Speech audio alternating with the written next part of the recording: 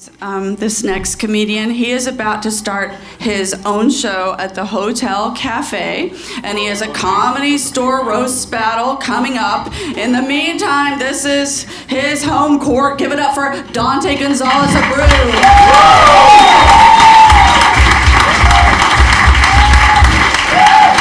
How we doing, nice house? We all right? Yes, sir. Listen, I got a new job in sales recently, you know? I'm selling the sun. I'm selling solar power. I thought that was weird. Then I met the guys that are my competition. Guys that sell the wind.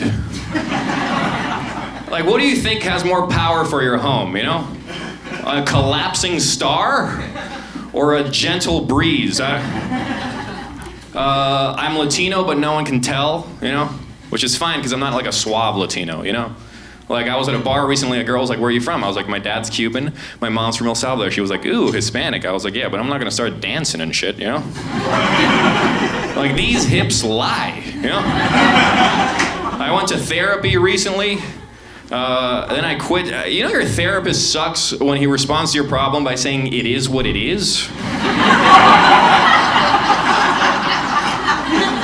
But the most frustrating thing was it cured me. I was like, Doc, all you said was that the situation is the situation, but how did he fix me? And he goes, well, you know, it's not rocket science. I was like, fuck, I guess that's true too. I feel like everyone in LA speaks like they're a therapist, you know? Like people say words like gaslight. I thought that was a fucking lamp. My friend got accused of trauma bombing someone. I was like, trauma bombing? I thought it was trauma dumping. She goes, no, it's trauma bombing. I go, what does that mean? She goes, it's when you say something a little traumatic or aggressive for the general vibe.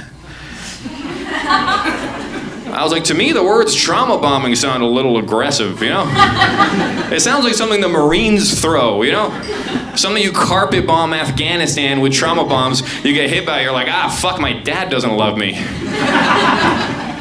But wouldn't it be funny if somebody got hit by the worst trauma bomb of all time, which, let's face it, is an actual bomb, you know? Like their family gets vaporized right in front of them, they're like, fuck, I gotta not bring that up at a party. I hear it kills the vibe. Anyway, where's my son? My son is ashes and shit, you know? My wife, I can't talk about this at parties. Anybody sick of astrology? There's been a lot of astrology shit being said. Anybody sick of it? Or we all love it? Do we all love it? We can love it. Love or hate, huh? You guys love it? Huh? Listen, I don't like it. Yeah, and I don't hate the people, but it's a little annoying, you know? Because I used to date an astrology girl. You know what she got me for my birthday? A rock. Like a crystal, you know? We had a disagreement about what the gift meant. She was like, it's a spiritual solution to your problems. I was like, it's a rock.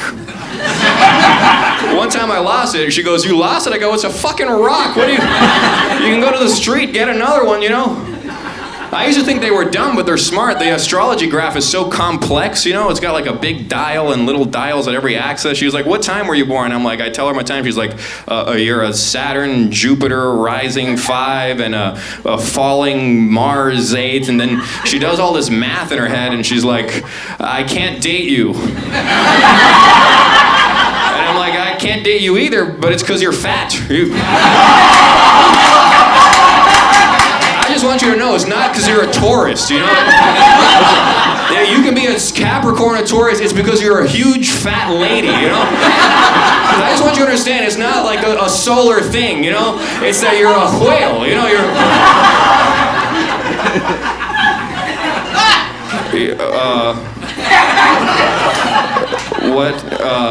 There was ghosts. I get scared in movies, you know? But the thing is that ghosts, like demons are the bad ones. Ghosts are fine, you know? They get a bad rep, these fucking ghosts, because ghosts, like, you could just be in your kitchen washing dishes and a ghost will show up and you're like, ah, and he's like, I'm sorry, it's not, I'm not trying to scare you, a brick fell on my head and I'm stuck here, you know? They're always nice guys, ghosts. Have you realized this? Is this not relatable? But the thing is, they can't communicate. They don't communicate well. Like, no wonder they're stuck in the ether or whatever, right? Like, they don't tell you what's wrong. They just, like, They just like knock over a teacup or something, you know? Like I was taking a shower and he finally started writing on the glass, and I'm like, finally he's communicating, and he's like, she was here. And I'm like, why is it a fucking riddle, you know? You can write. Why don't you write the fucking answer to the riddle, you fucking... Here's a risky one, but the thing is this, like, I love everyone. I think it's important to say to people that I love everyone, you know, and I believe that's what we were put on earth to do, is love each other, you know? But people are cutting their cocks off, and other people that were born without cocks walking around with huge cocks now, and this leads me to believe one thing, you know? There's a cock broker, you know? Like a guy with inventory, just a freezer full of cocks. I want to meet this guy because he's on a new frontier, you know? This wasn't around. It's the new tech, you know? And I wonder if it's like flipping shoes. Like he cuts them off and he sells them for more money, you know? Different colorways. He's got the black and extra small, rare cock, you know? And I think the thing is, you can't go in there and just like pick the cock you want, because then you get Asian dudes with black cocks and nobody wants that, you know? So it's like Harry Potter. You don't pick the cock picks you, you know? And then, you know, you go in there, you interact with it, and when everyone jizzes, that's your fucking cock right there, yeah? Hey, thanks everybody, my name's Dante.